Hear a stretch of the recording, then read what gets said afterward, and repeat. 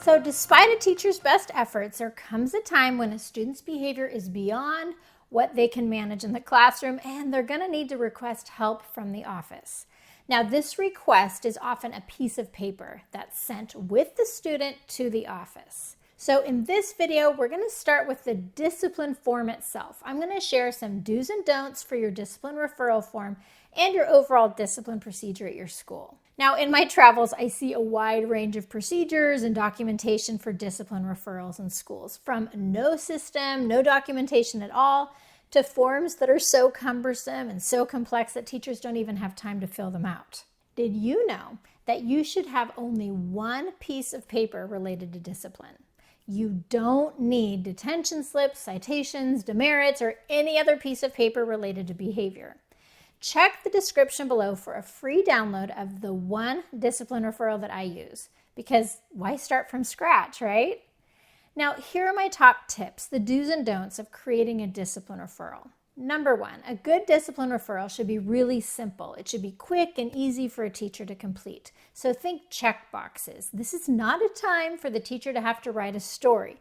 It only needs enough information for the other staff member who's going to be responding to get the idea of what's happened. Let's be clear on the purpose of a discipline referral form. It's just for documentation. There is no evidence that writing on a piece of paper and handing it to a student is going to change their behavior. Next, it should be consistent.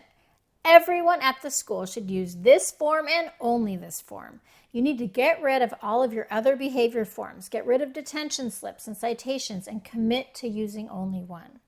Now, if someone uses an old form, or they email you or hands you a Post-it note in the hallway, kindly request that they complete the discipline referral.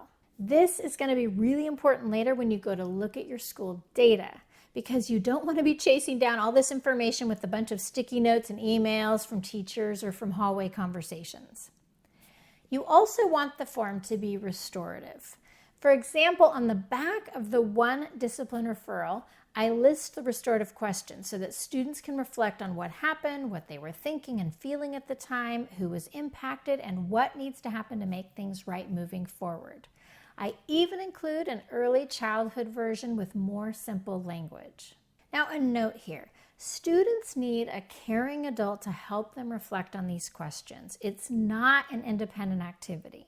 Most students just don't have the ability to reflect on their feelings, their motivations, or on how they impact other people yet, especially without someone there to listen to their side of things first.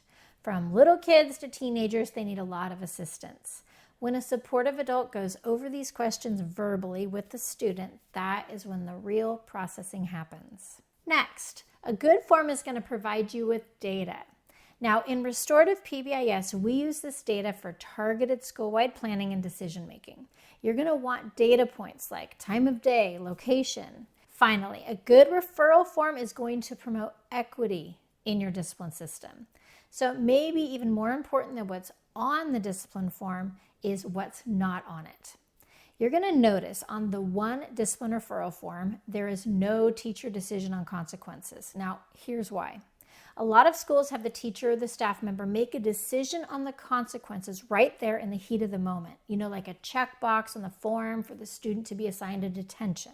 But in practice, it becomes sort of a breakfast club situation. You know, one more word out of you and it's going to be a detention. What's that? 30 minutes, 60 minutes, and so on. So we don't want to put teachers in that position. Now, in order to combat implicit bias, which rears its heads when we're exhausted and we're stressed, we want to build in a little space here.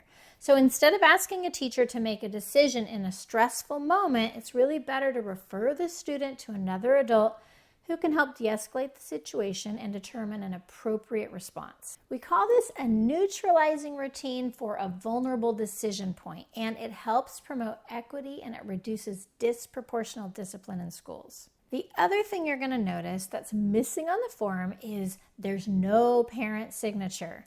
Now, this is really important. If your current form goes home to parents, I would strongly recommend that you stop doing that. This type of communication to parents is easily misinterpreted.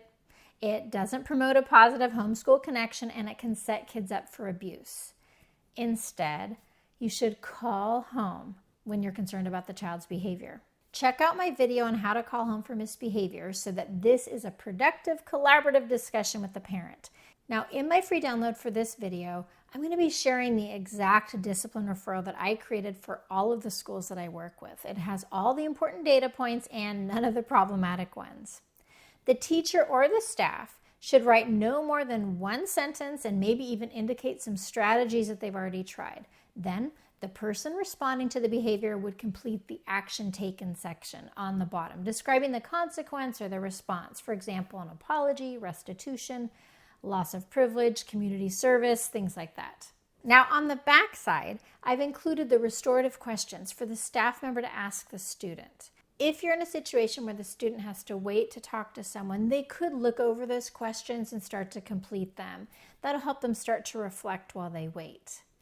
Now, once you have a simple, easy-to-use discipline referral, your school should develop a consistent procedure of when to use it.